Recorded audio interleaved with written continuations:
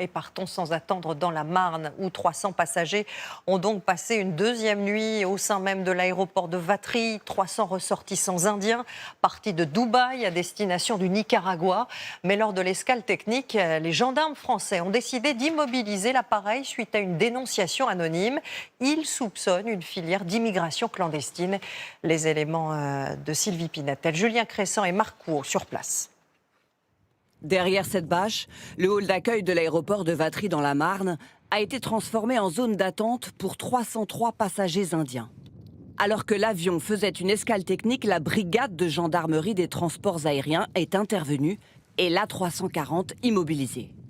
C'est un signalement anonyme qui a motivé l'ouverture d'une enquête pour des soupçons de trafic d'êtres humains. 2 des passagers qui possédaient plusieurs passeports et de l'argent liquide sont en garde à vue. La compagnie aérienne roumaine estime qu'elle n'a rien à se reprocher. La plus grande communauté aux Émirats arabes unis, c'est les Indiens.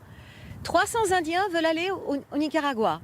Ces passagers passent tous les contrôles de sécurité, les douanes, les contrôles des passeports. Et c'est la compagnie aérienne qui va considérer qu'il y a un problème quelque part.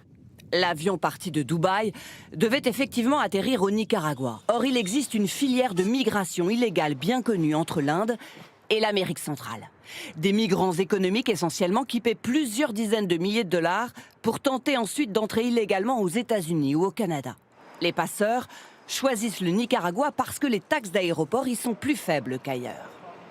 C'est prendre différents avions dans le cadre d'un réseau de passeurs avec un package, donc un faux passeport, des invitations, des éléments qui vont permettre de justifier aux yeux d'autorités d'immigration des différents pays le fait qu'on transite.